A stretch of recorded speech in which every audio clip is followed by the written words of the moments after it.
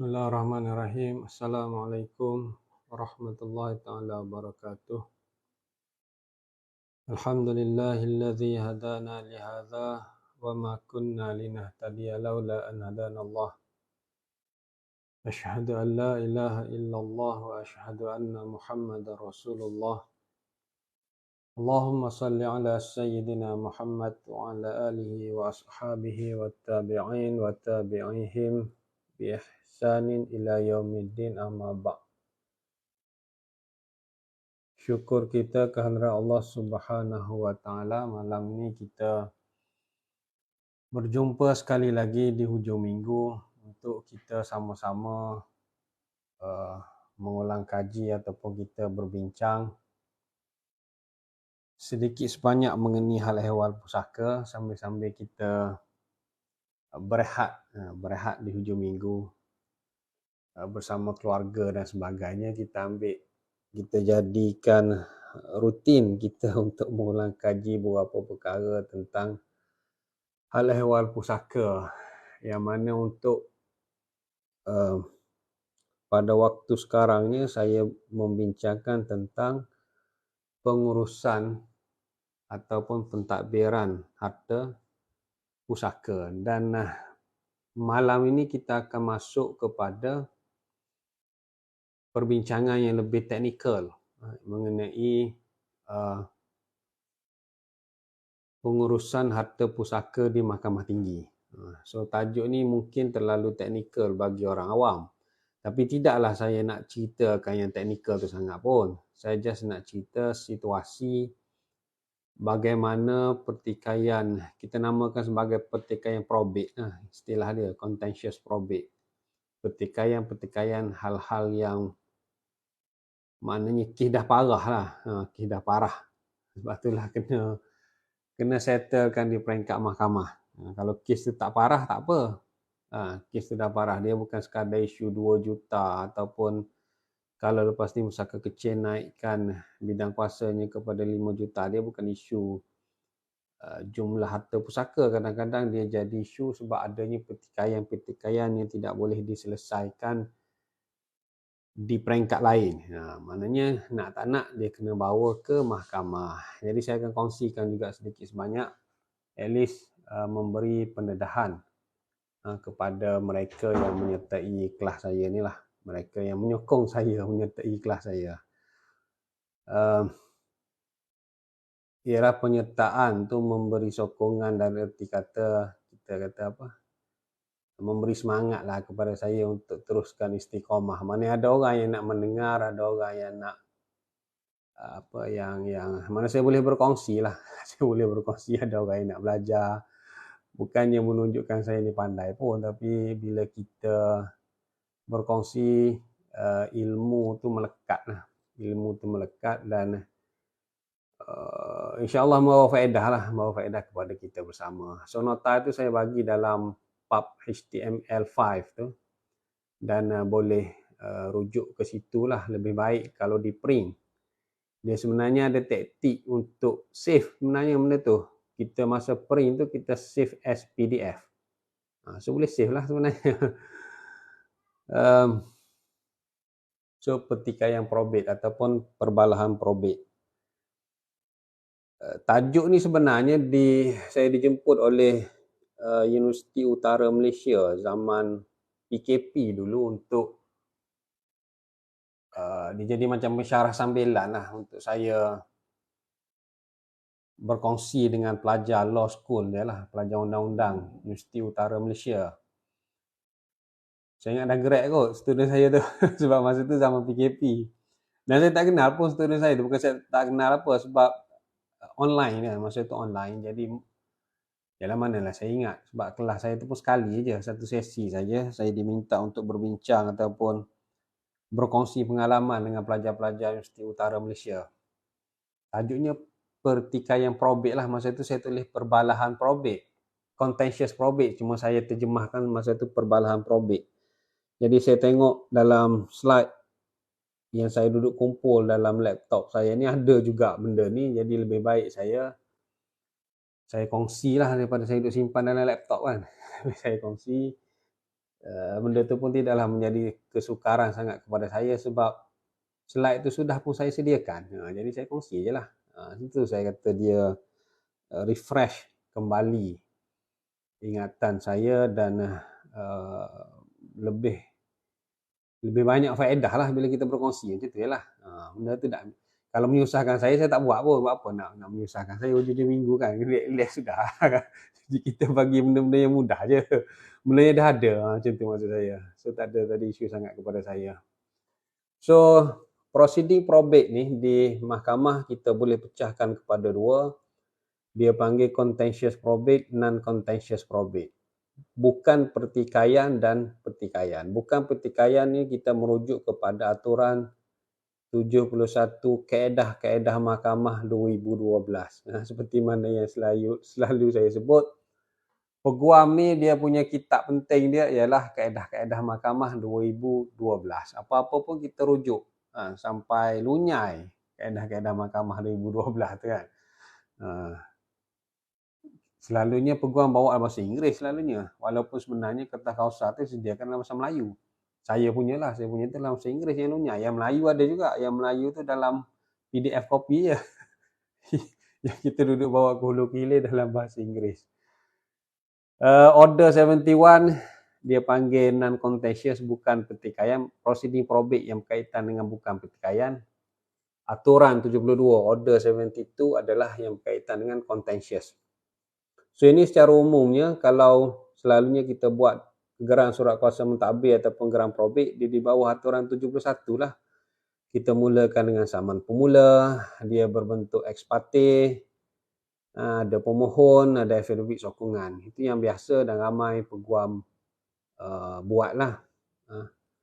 Kemudian ada beberapa peguam yang lain, dia fokus lagi, kebanyakannya kadang-kadang peguam-peguam non-Muslim yang terlibat dengan contentious probate. Walaupun tidak dinafikan ada rakan-rakan bijaksana kita yang senior-senior lawyer yang terlibat lah. Saya juga banyak belajar daripada mereka lah. Ataupun peguam-peguam yang menjadi panel kepada syarikat amanah. Selalunya mereka agak mahir lah dalam contentious probate ni. So dia lebih banyak menggunakan aturan 72. Kita tidak menggunakan saman pemula tapi kita menggunakan writ saman. Dan kita adalah dua belah pihak inter partes. Dia jadi dua belah pihak. Sebab pihak yang sebelah sana mesti akan ataupun dia akan menyatakan something lah. Ini secara umum tapi kadang-kadang dia bukan bentuk ni pun, kadang-kadang dia bentuk citasi, kadang-kadang dia bentuk caveat. Itu pun dalam contentious walaupun dia aturan 71. Aturan 71 kaedah 41 kalau tak salah saya tentang citasi contohnya, itu pun kita dah namakan pertikaian walaupun kita mulakan dengan saman pemula tapi kita convert kepada citasi dan dia bukan writ saman. Cuma ini secara umum lah, secara umumnya kalau lah contentious memang kebanyakannya akan diakhiri dengan writ saman. Dia punya pihak-pihak dinamakan sebagai plaintiff dan defendant dan kita filekan pernyataan tuntutan. Pernyataan tuntutan ni dia difilekan oleh peguam lah. Dia punya wording dia tu, affidavit sokongan tu, ayat pemohon tu, saya bla bla bla tu kan. Pernyataan tuntutan lain pula dia punya, dia pun kita panggil apa? Pleading. Pleading. Pernyataan tuntutan kadang-kadang orang baca nampak simple. Tapi pernyataan tuntutan yang payah sebenarnya. Sebab dia kalau silap dekat situ dia akan dikoyak. Pernyataan tuntutan, pernyataan pembelaan, jawapan kepada pembelaan. Sebab benda tu kalau kita tak pelik, kita tak boleh nak hujah. Sebab tu dia sebenarnya bukan mudah. Dia sebenarnya bukan mudah. Dia ada satu kursus kadang-kadang berjam-jam, berhari-hari untuk belajar tentang pernyataan tuntutan ataupun pleading. Cara menulis, cara menyiapkan, membuat draft pleading yang baik. Supaya pleading kita tu tidak koyak. Dia tidak semudah affidavit sokongan. Tidak semudah affidavit. So itu secara umumnya lah. So pertikaian probate dia ada tiga cara pertikaian probate yang secara umumnya. Sama ada inisiatif plaintiff ataupun memasukkan caveat ataupun mengeluarkan citasi. Inisiatif plaintiff ni sebenarnya Sebenarnya saya tak pernah nampak pun, cuma saya kena sebutlah sebab saya mengajar kepada student UUM, dia lebih bersifat akademik lah. Saya kena sebutlah secara akademiknya memang kadang-kadang plaintiff benda tu tak ada pertikaian pun. Saja plaintiff nak memulakan dengan cara memfilekan secara writ saman. Walaupun tak ada apa-apa pertikaian. Dia panggil inisiatif. Tapi saya tak pernah jumpa lah. Dan selalunya kalau tak ada pertikaian, kenapa kita nak memulakan dengan cara pertikaian? Kalau tak ada apa-apa pertikaian, kita mulakan secara ex parte sajalah. Secara non-contentious sajalah. Tapi secara akademiknya boleh. Saja-saja je plaintiff nak memulakan secara contentious. Walaupun benda itu sebenarnya non-contentious. Itu maksud dia. Dan ada dua perkara lah yang normal di dalam contentious probate, iaitu memasukkan caveat ataupun memfilekan caveat. Caveat di sini ialah caveat pusaka. Bukan caveat persendirian atas tanah, tapi dia adalah caveat pusaka kerana kita nak mengatakan bahawasanya si Pulan, anak guam kita ini mempunyai kepentingan terhadap harta pusaka si mati. Contohnya, mungkin anak guam kita ni adalah pemiutang. Dia adalah adik yang bagi hutang dekat abang dia. So kadang-kadang hutang sama adik-beradik ni dia tak ada sangat formality sangat sebab adik bagi hutang kat abang. Tapi si adik ni takut. Sebab maknanya bila abang tu meninggal, anak dengan isteri arwah abang ni, dia kata, tak ada ayah tak ada hutang pun dengan Pok Su. Contohnya. Jadi untuk menyelamatkan Pok Su tadi, Pok Su kena masukkan caveat. Sebab kalau Pok Su tak masukkan caveat, maka bicara arwah abang tadi akan berjalan seolah-olah arwah tu tak ada hutang. Kemungkinan tak dibayarlah hutang tu. Itu contoh. Ataupun isteri kedua. Isteri kedua selalunya yang masukkan caveat ni mereka yang tak boleh nak memulakan tindakan sebab mereka tak ada dokumen yang lengkap. Pemiutang, isteri kedua, sebab dokumen harta dipegang oleh keluarga isteri pertama contohnya. Isteri kedua ni dia cuma ada sijil nikah dia je lah. Anak pun mungkin tak ada. Anak pun mungkin tak ada. Tengok kes mana selalunya dia dokumen tak cukup. Ataupun kes-kes yang lain lah. Kes-kes yang lain nanti saya akan bagi contoh lah. Maknanya selalunya caveat dimasukkan bagi waris yang bimbang kok dia tidak dimasukkan di dalam perbicaraan pusaka si mati tu. So masukkan caveat siap-siap. Yang ketiga, mengeluarkan sitasi. Mengeluarkan sitasi ni sebab pemohon tidak mendapat kerjasama daripada waris. Ini lebih banyak lah. Sitasi dah ada banyak juga. Ada satu lagi sitasi untuk kita memanggil geran surat kuasa mentadbir ataupun geran probate yang sudah dikeluarkan. Itu lain. Itu saya akan bincang kemudian juga. Ini mengeluarkan sitasi untuk waris yang tidak memberi kerjasama tadi menyatakan sama ada dia menolak pentadbiran ataupun dia nak jadi pentadbir juga. Dia kena nyatakan lah. Bila dia tak kerjasama tu, kita jadi pening. Kita nak suruh dia jadi pentadbir, dia tak nak. Kita nak suruh dia tolak, dia tak nak juga. Macam tu. Jadi, bila kita nak filekan geran surat kuasa mentadbir, kita kena ada penolakan. Penolakan tu tak cukup. Contohnya, yang nak menjadi pentadbir ialah ayah. Ayah si mati. Si mati ni dia ada ayah. Tetapi menantu ni, isteri kepada si mati ni, dia tak tolak kepada ayah. Tapi nak kata dia pun nak jadi pentadbir bersama, tak juga. Dia tak nak sign pun. Sumpah pentadbiran apa semua tak. Dia buat dek dia je. Dia buat dek dia lah sebab dia duduk rumah tu. Sedangkan ibu ayah masih lagi menjadi waris kepada si mati. Ataupun adik-beradik juga menjadi waris kan. Kalau si mati tu hanya ada isteri, tak ada anak contohnya kan. Ataupun anak, kalau ada anak perempuan, ayah dah sudah menghabiskan nasabah lah. So macam-macam situasi. So waris yang tidak memberi penolakan itu, kita perlu sitasikan dia. Citation lah, kita keluarkan citasi untuk macam kita menyaman dia lah, tapi kita tak panggil saman sebab saman tu kasar sangat. Kita just cite dia, kita just citasi dia.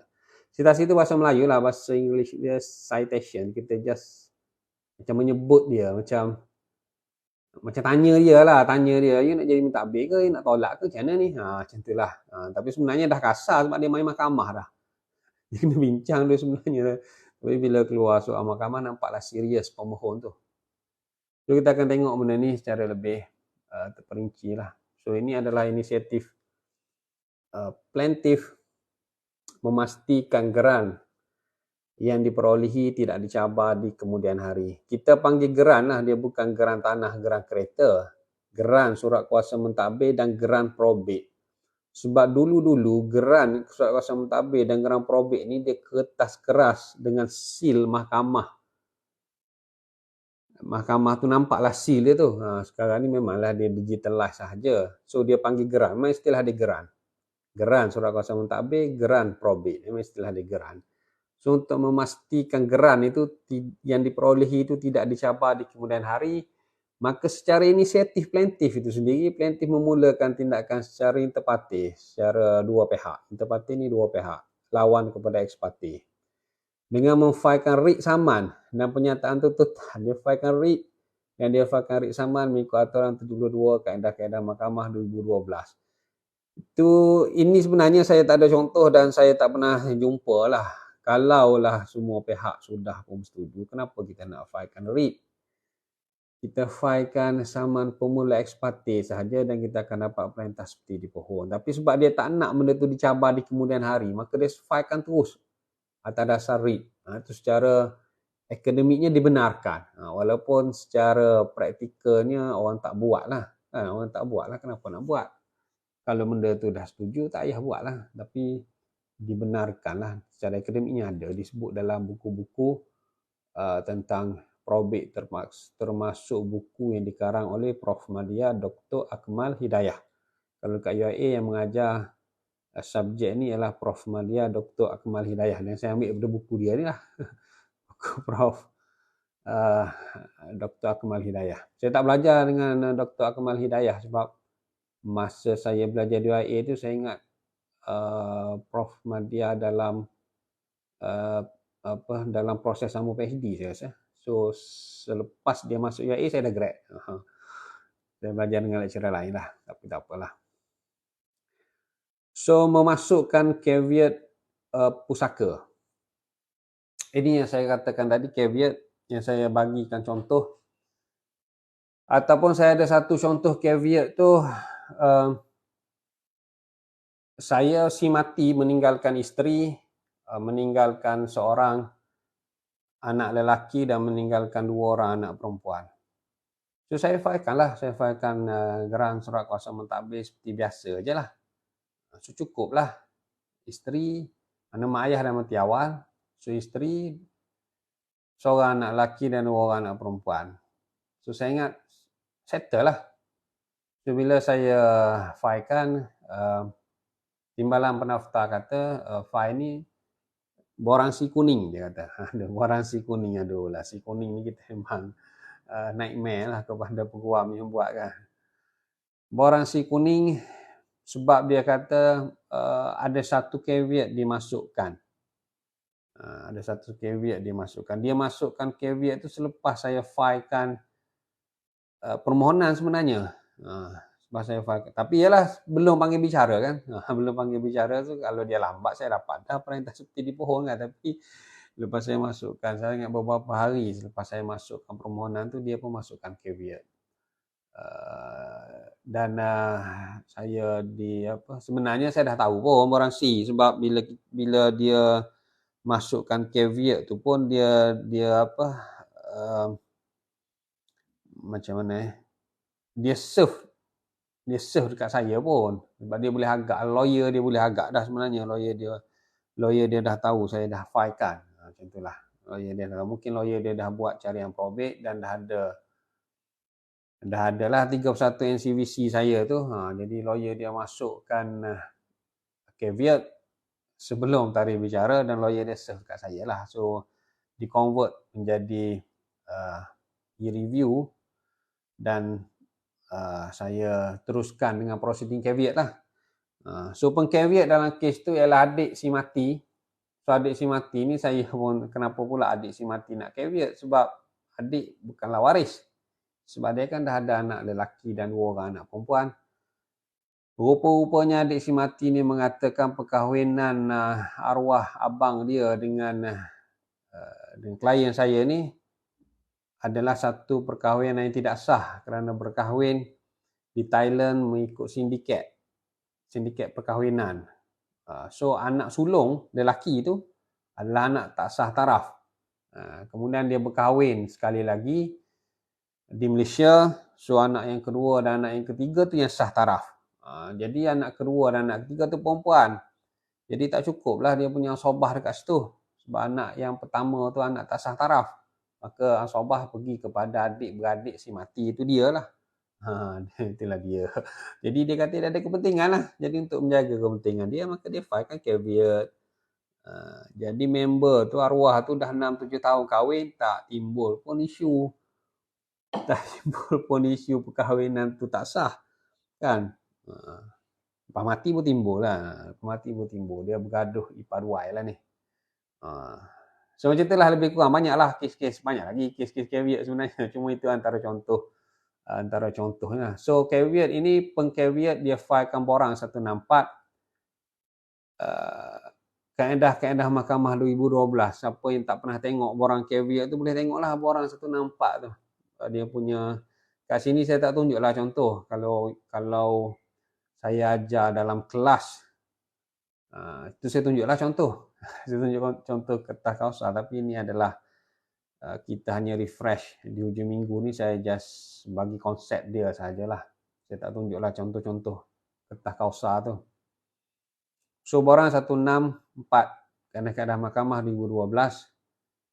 Kaedah Mahkamah 2012 ni adalah internet sebenarnya bagi orang awam. Dia boleh cari dan dia boleh download pun. Dan tengoklah, tebal sebenarnya. Kalau tak biasa memang payah nak jumpa. Kalau dah biasa boleh carilah borang 164 di belakang-belakang lah borang. So pengcaveat ni dia akan filekan borang caveat, dan caveat pusaka ni dia kekal 6 bulan. Di dalam EFS system tu, kita cari caveat, kita filekan kat situ. Bukan kita filekan di 31 NCVC tu, bukan. Dia ada pemfailan caveat tu sendiri. Kalau KL WA-caveat macam tu. So dalam tu dia hanya nakkan kita bagi borang 164, masukkan caveat dan kita attach CJ mati. Kita kena ada CJ mati lah. Kalau kita tak ada CJ mati, kita tak boleh masuk caveat. Sebab dia nak tulis nombor pendaftaran CJ mati tu. Kena ada CJ mati juga lah. Kalaulah kita ni kan anak guam kita orang yang berkepentingan terhadap CJ mati, tapi salinan CJ mati pun tak ada, susah jugalah, tak boleh juga sebenarnya. Sebab selalunya orang yang berkepentingan terhadap si mati itu dia adalah salinan si mati. Dia kena carilah macam mana pun dia dapatkan salinan si mati itu, dia ada nombor. Sebab kita kena key in dekat situ, kita nak filekan, dia akan link pula dengan JPN punya sistem. Memang orang ni mati. Kalau tidak tak boleh nak masuk caveat suka-suka hati je. Tiba-tiba saya nak masukkan caveat terhadap pusaka Piramli. Letih macam tu. Maknanya dia tak boleh suka-suka hati. Dia kena ada CJ mati dan dia kena ada penceritaan lah kat situ. So masukkan caveat ni, dia tak ada lagi apa-apa keperluan untuk menyatakan kepentingan. Dia just masukkan saja. Dia sebagai orang yang berkepentingan. Macam tu. Apa kepentingan dia tak perlu cerita lagi. So dia ada juga dekat situ pembaharuan caveat setiap 6 bulan. Caveat itu dia akan expired apabila cukup 6 bulan. Sekejap je 6 bulan sebenarnya. So apabila expired, buat pembaharuan. Ataupun dekat-dekat nak expired, buat pembaharuan. Kalau expired dah pun boleh buat pembaharuan sebenarnya. Sebab bagi saya boleh je buat pembaharuan. Kalau dah expired 2-3 hari je tak ada masalah. Sebab kes tu, lebih-lebih kalau kes tu sudah pun sedang berjalan lah. Kalau kes sedang berjalan tak ada isu pun. Tak ada isu pun. Kadang-kadang dia sedang berjalan tapi sedang menunggu something ke apa. Kalau lah sudah ada pleading apa semua, tak perlulah pembaharuan. Tapi kalau yang masukkan caveat pun sedang tunggu, kena masukkan pembaharuan lah. Pembaharuan caveat setiap 6 bulan. So kalaulah diberi amaran, maka pengcaveat kena masukkan kehadiran, ataupun saya baca sebelah sana, pemohon. Pemohon dia hendaklah memberi amaran kepada pengcaveat. Macam kes saya tadi, apabila saya tahu, saya terima caveat, maka saya memberi amaran kepada pengcaveat dengan menofaikan borang 165. Kemudian kehadiran terhadap amaran, borang 166 difailkan oleh pengcaveat dan dia failkan juga affidavit sokongan pengcaveat. Affidavit sokongan tu difailkan selepas dimasukkan kehadiran terhadap amaran. Kehadiran terhadap amaran tu dia kena cerita kepentingan dia. Dekat situ baru dia cerita. Kemudian pemohon akan jawab affidavit sokongan pengcaveat. Kemudian pengcaveat akan jawab pula affidavit sokongan pengcaveat untuk membalas dia affidavit jawapan terhadap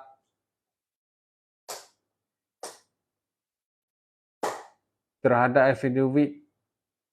Itu bukan, silap saya tu. Dia bukan affidavit sokongan, dia affidavit jawapan. Sini affidavit jawapan ni. Affidavit jawapan pengcaveat. Menjawab affidavit sokongan pengcaveat jadi affidavit jawapan lah, affidavit jawapan pemohon. Betul lah tu. Saya pun dah confused. Kemudian mahkamah akan tentukan secara ringkas ataupun diteruskan dengan bicara. Kita tengok kat sini lah. Kat sini lebih jelas dia punya tu. Yang pertamanya dimasukkan caveat pusaka borang 164. Pemohon tadi dia memberi amaran lah. Kenapa engkau masukkan caveat terhadap permohonan aku? So dia memberi amaran. Lepas tu dimasukkan kehadiran. Selepas dia beri amaran, dimasukkan kehadiran. Masa masukkan kehadiran ni dia bukan memorandum kehadiran macam civil litigation yang biasa, bukan. Sebab dia kena guna borang 166. Kalau litigasi yang biasa, dia just nyatakan mestilah masukkan kehadiran kepada defendant. Macam tu je. Tapi kehadiran di sini dia panggil kehadiran dalam caveat. Dia lain. Borang 166 ni dia lain sikit wording dia.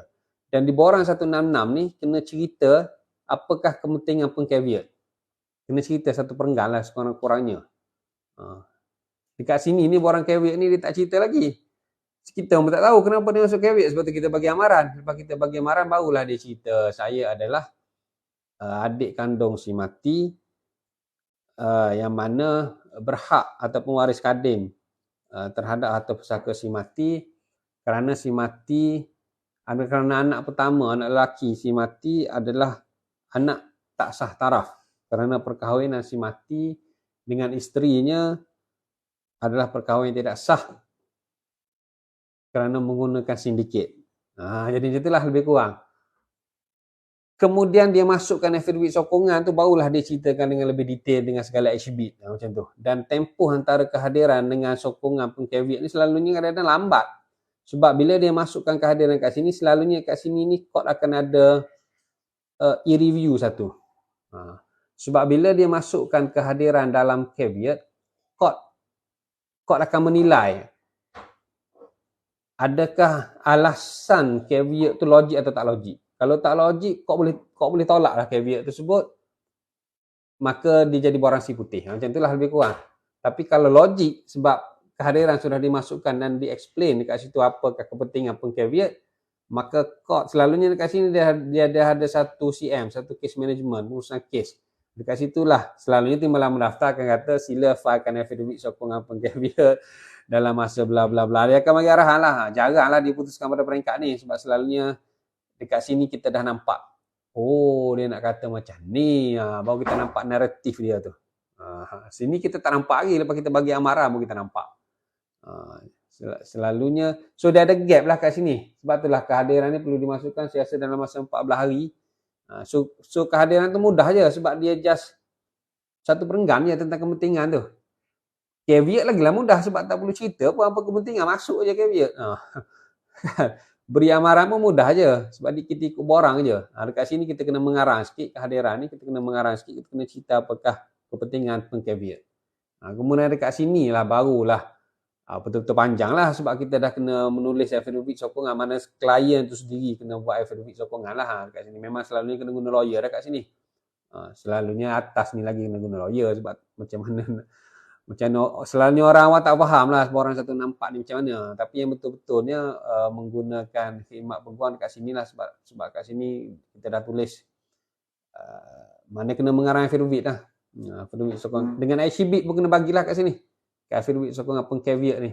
So dia bagilah exhibit, dia tunjukkan berlakunya perkahwinan di Malaysia.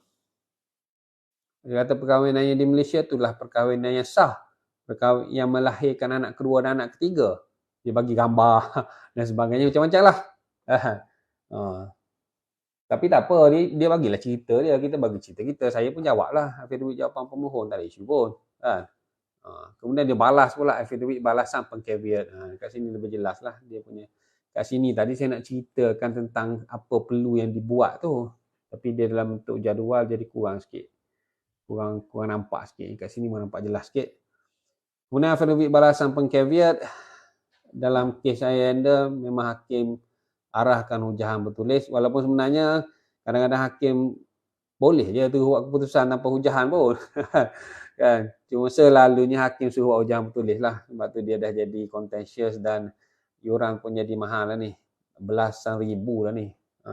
15,000 tak sakit lah ni. Ataupun lebih mahal lah, lebih mahal. 15,000 tu kena normal lah tu.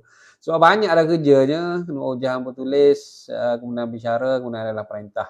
Kadang-kadang dekat sini apa yang diperintahkan ialah sila filekan ataupun sila convert permohonan ini kepada writ. Sebab apa? Sebab dengan benda-benda macam ni, dengan affidavit ni, fakta tu bercanggah. Bila fakta bercanggah, hakim kata kita tidak boleh cross. Sebab kan dia by way affidavit ni tak boleh nak cross sebab masing-masing dah dengan exhibit kan affidavit dokumen sahaja, macam mana kita nak cross. Jadi benda tu tak boleh buat keputusan. Kalau tak boleh buat keputusan, hakim dia suruh convert je. You sila filekan writ. Bila settle peringkat writ, baru you explain balik ataupun you inform balik dekat sini apakah keputusan writ saman. Macam tu. Sebab yang ni 31 NCVC ni. Caveat ni 31 NCVC. Dia bukannya 22 NCVC dan sebagainya. Apabila kita filekan writ, dia akan jadi 22 NCVC. Ni lawyer faham 22 NCVC, 31 NCVC. Sebab dekat sini dia asalnya daripada permohonan geran surat kuasa mentadbir yang biasa je. Dia cuma ada caveat kat situ. Jadi you putuskan dulu. Kalaulah hakim tak boleh nak putuskan lah. Kalau hakim boleh putuskan melalui affidavit, settle lah hakim bagi keputusan lah. Sama ada geran surat kuasa mentadbir diteruskan kepada pemohon dengan cara caveat itu dibuang, kerana caveat itu hanyalah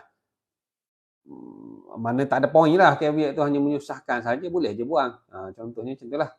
Tapi kalau ada something yang memerlukan pula bicara, diarahkan supaya convert ataupun diteruskan di peringkat writ saman. Jadi kita kena filekan pula writ saman jadi 22 NCVC, bergaduh pula di sanalah dengan segala proceeding writ saman lah.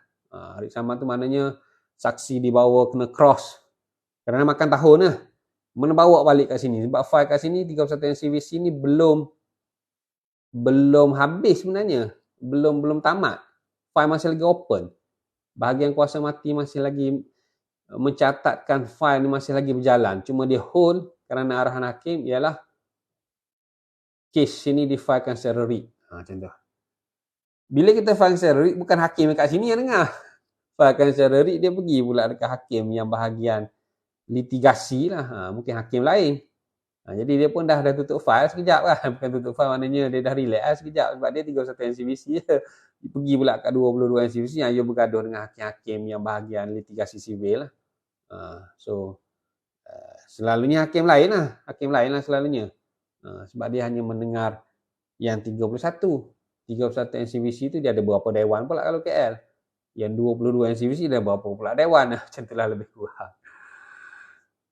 So, itulah contoh caveat. So, terjaminlah sebab kalau klien kita memang ada kepentingan, maka hak dia diputuskan secara perbicaraan di dalam caveat itu sendiri. Adakah boleh kekal caveat ataupun macam mana? Dalam kes saya contohnya akhirnya diputuskan di 22 NCVC itu, tapi kes yang saya tu dia jadi panjang sebab dia filekan pula di Mahkamah Syariah untuk mencabar. Sebab klien saya tu dapat sebenarnya perintah pengesahan daripada Mahkamah Syariah yang kononnya dikatakan sebagai nikah sindiket tu dia dapat sebenarnya. Lepas 6-7 tahun barulah dicabar. Dibuat rayuan ke Mahkamah Tinggi pula, Mahkamah Tinggi Syariah untuk mencabar perintah pengesahan nikah. Jadi panjang benda tu. Jadi panjang. Tapi itulah caveat.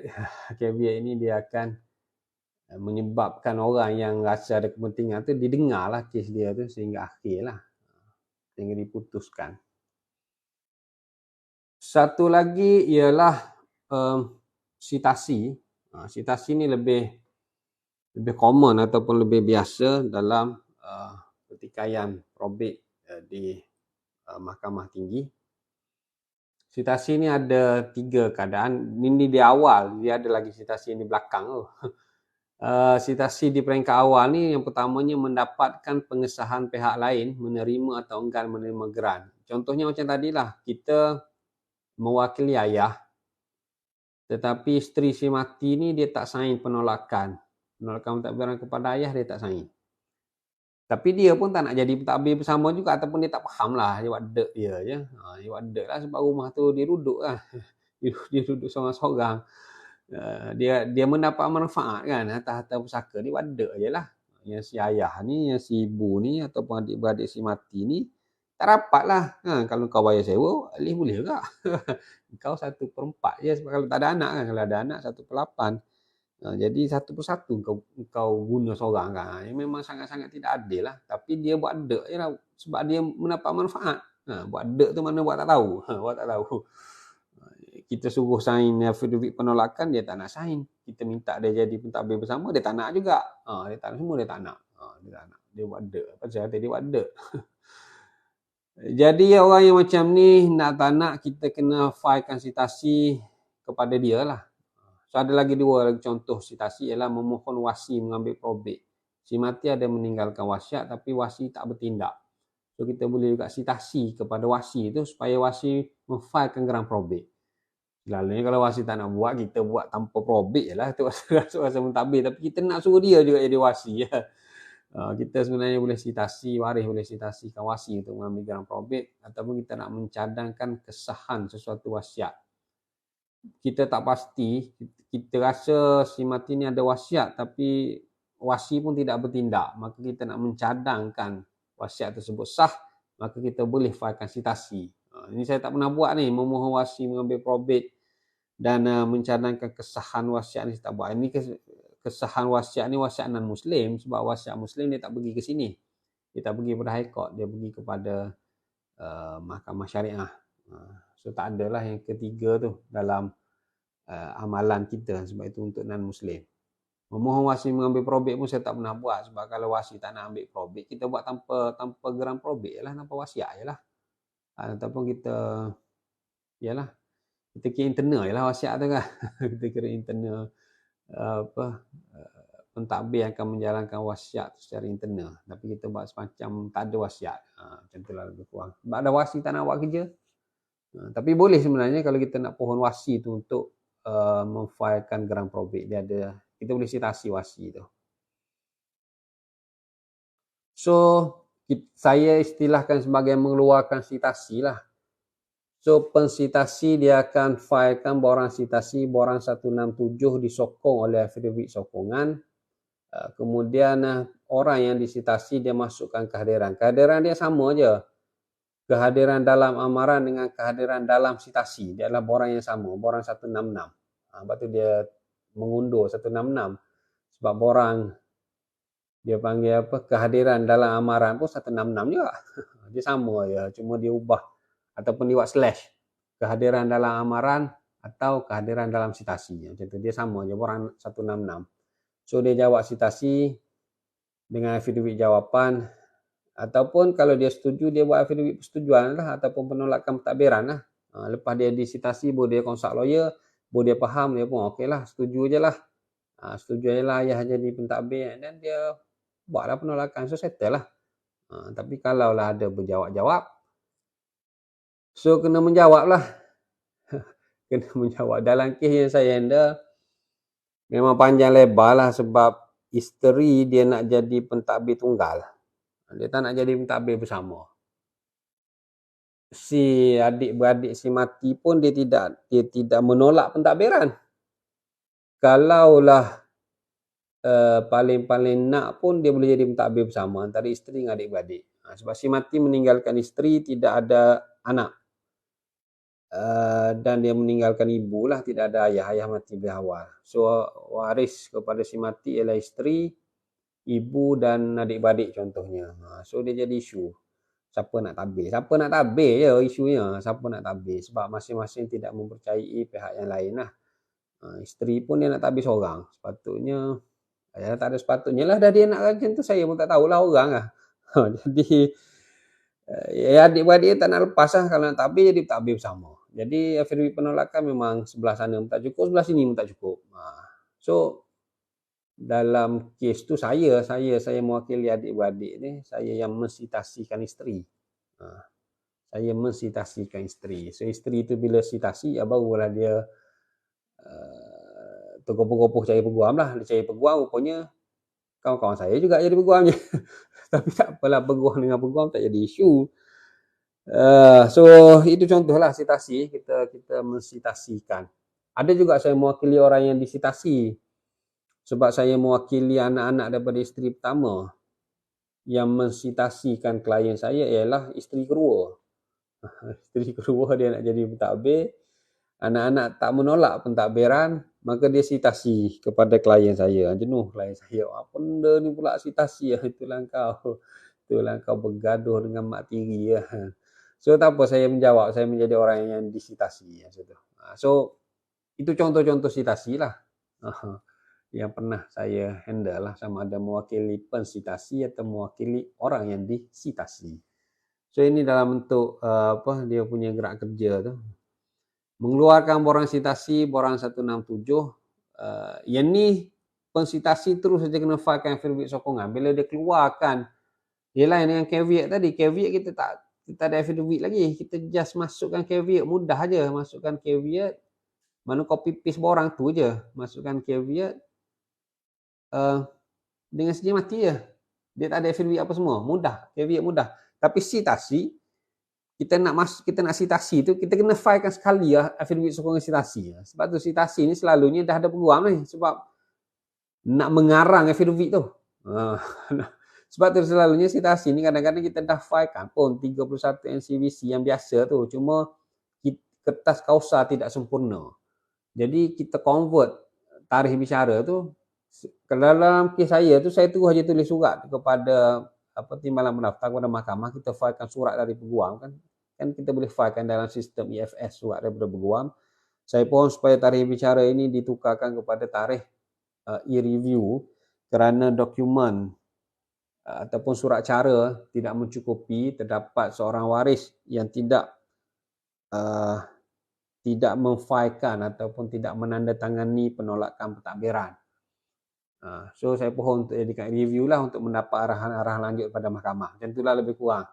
So ditukarkan jadi review. Masa review itu pun kita cerita.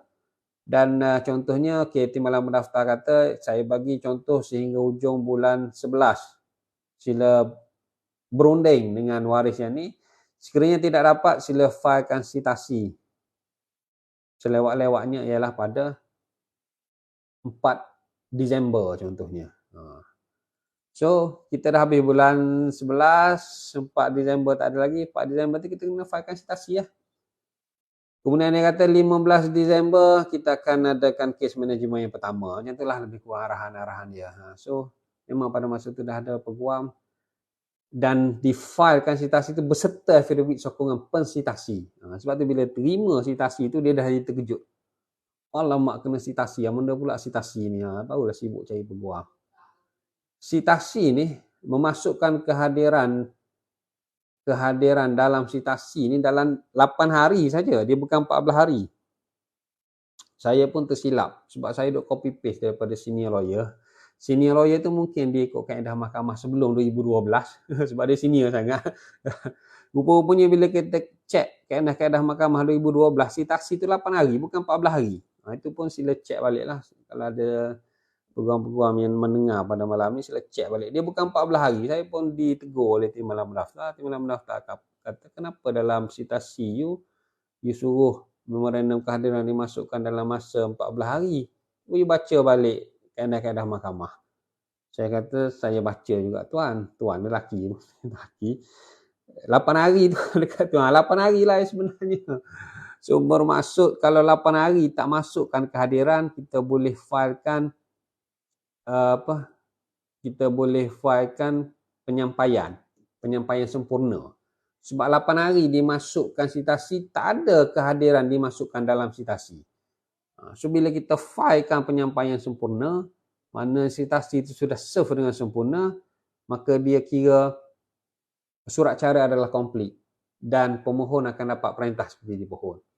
Sebab affidavit penolakan you tak sign, tapi bila disitasi you tak jawab juga. Memang saja. Memang saja. Sebab tu bila sitasi tu kena jawab, kena cepat-cepat. Tapi memasukkan kehadiran ni mudah aja sebab masukkan kehadiran dalam sitasi, dia tak jawab lagi. Dia 2 minggu lepas tu baru affidavit menjawab sitasi tu, affidavit jawapan terhadap affidavit sokongan pensitasi kehadiran tu mudah aja, 2 helai ataupun sehelai je. Jadi tapi kena masukkan kehadiran sebab dibimbangi pensitasi tu kalau dia tunggu betul-betul 8 hari, mari ke 9 dia terus aja filekan affidavit penyampaian, memang dapatlah perintah seperti dipohon, barulah yang kat sini nak menjawab sitasi kehadiran, dah terlambat. Terlambat tu saya tak pernah handle lah. Kes yang terlambat macam tu mungkin kena buat rayuan lah, interlocutory pula dan sebagainya lah. Saya tak pastilah. Sebab kadang-kadang pensitasi tu dia dah geram dah. Dia tunggu je 8 hari. 8 hari ni cepat, bukan 14 hari. Itu saya nak sebut. Sebab lawyer selalunya 14 hari. Sebenarnya sitasi 8 hari bukan 14. Itu kena take note tu. Dia bukan 8 hari. Sebab yang saya pun saya tunggu sampai 14 hari tak.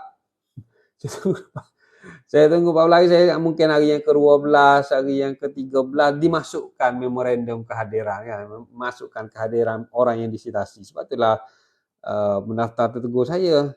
Kan dia dah masuk, kalau you tunggu 8 hari, you dah boleh filekan affidavit penyampaian. Tapi saya tak perasan maksud, tapi tak apalah, saya kata tak apalah, dia masuk kehadiran, kita jawablah sitasi dia. So tak apalah, kes saya tu berlaku lah. Saya tak boleh nak cerita 100% kes yang saya handle tu, saya just nak nampakkan gambaran tu lah. Sebab itulah timbalan pendaftar tertegur. Sebenarnya kehadiran yang dimasukkan oleh orang yang disitasi ini sebenarnya dah terlambat. Tapi you pun tak masukkan affidavit penyampaian tu. Dia panggil affidavit penyampaian sempurna. Masukkan yang tu dapat aja sebenarnya. Sebab dia dah terlambat lebih 8 hari. Sebab dia mungkin mengingatkan 14 hari juga. Jadi, kawan-kawan saya juga kan, dia pun ingat 14 hari juga. Sebenarnya 8 hari sitasi. Saya tak tahu kenapa dia ada perubahan ke ataupun macam mana. Sebab selalunya litigasi memang 14 hari. Cuma sitasi ni memang, dia mula-mula masukkan kehadiran tu dia adalah 14 hari. Kemudian menjawab dan affidavit semua 14 hari lah. Dia akan jadi, selepas dimasukkan kehadiran ada 14 hari untuk affidavit jawapan sitasi. Kemudian ada 14 hari pula untuk affidavit balasan sitasi. Affidavit balasan sitasi ni oleh pensitasi. Pensitasi ni oleh pemohon lah. Iaitu jawab ini balas. Macam tu lah.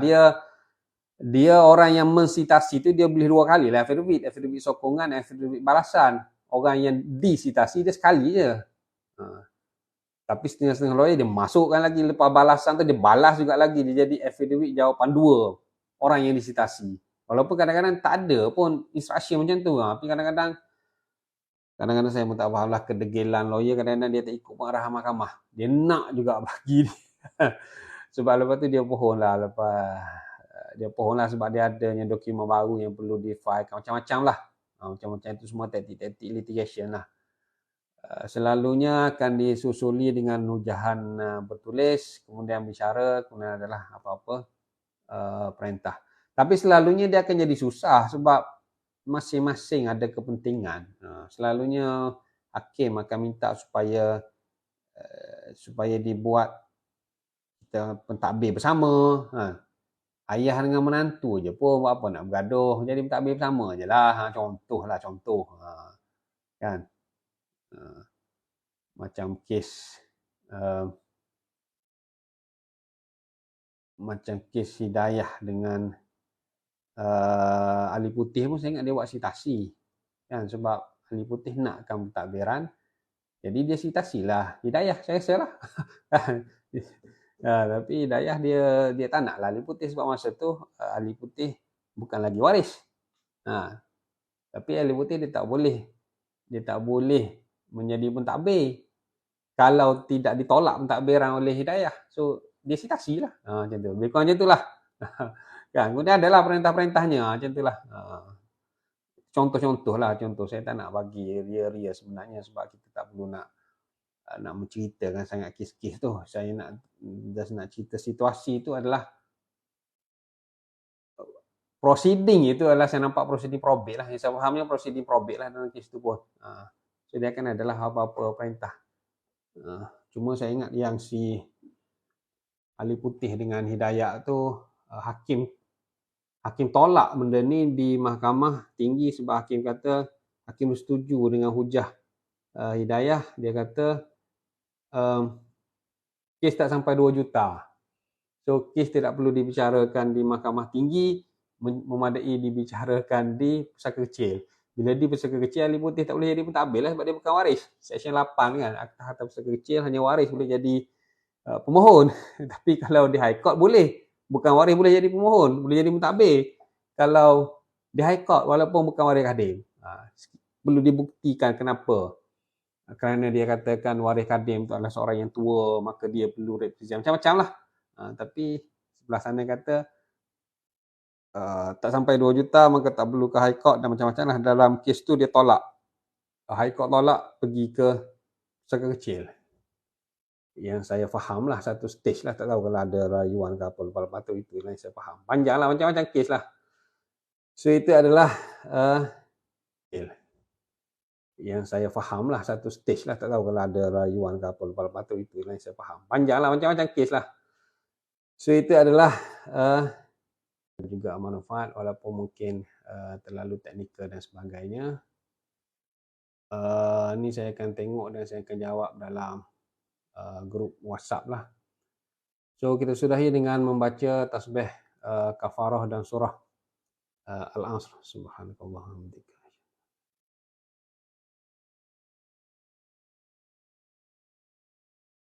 Wabillahi taufik wa hidayah. Wassalamualaikum warahmatullahi taala wabarakatuh. Terima kasih semua.